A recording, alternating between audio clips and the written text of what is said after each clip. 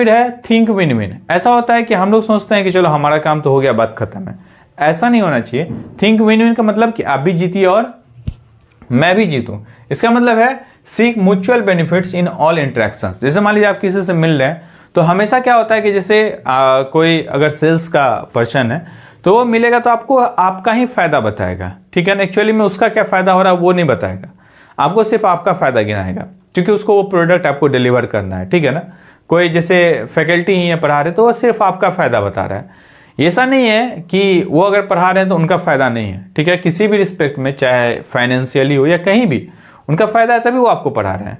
तो इसका मतलब ये है कि कोई भी जो एक्शन होता है उसमें जो अगर दो पार्टी इन्वॉल्व है तो दोनों का कुछ ना कुछ फायदा होता है। तो आप अगर किसी को कोई चीज़ डिलीवर कर रहे हैं तो आप उसको बता रहे हैं कि भाई ये पेन लेने से आपको ये फायदा है, तो आप उन्हें ये भी बता सकते हैं कि ये पेन लेने से आपको भी फायदा है और मुझे भी फायदा है। मुझे ये फायदा है कि हमको थोड़ा सा ये इसका जो रेवेन्यू है वो मिल जाएगा और आपका ये फायदा है। तो कभी भी हमको इसी तरीके से एक्टिविटी करें तो हम ये हमेशा सोचें कि दोनों को जो फायदा हो वो काम किया जाए, ठीक है।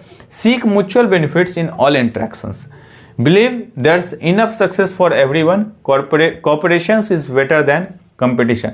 आप किसी से जैसे कोई दो लोग प्रिपेयर कर रहे हैं किसी स्पोर्ट्स को लेकर के ही या फिर किसी कॉम्पिटिटिव एग्जामिनेशंस में, अगर दो लोग प्रिपेयर कर, जैसे हम लोग मैथ्स पढ़ा रहे हैं तो कोई 2 3 4 5 विद्यार्थी अगर तैयारी कर रहा है एक साथ, तो सबको आपस में प्रतिस्पर्धा है, ठीक है। हम मानते हैं कि कोई एक पोस्ट के लिए वैकेंसी आएगा, 5 लोग फॉर्म को फिल करेंगे, लेकिन अगर वो 5 तैयारी करेंगे एक साथ मिल करके तो तैयारी करना क्या होगा, आसान हो जाएगा।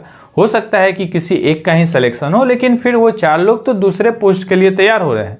तो इसका मतलब ये है कि आप ये कंपटीशन है वो ठीक है, लेकिन उसके आधार पे भी आप कोऑपरेशन से चलेंगे तो वो ज़्यादा बेहतर होगा इन कंपैरिजन टू कि हमेशा आप कंपटीशन का माहौल बनाए हो।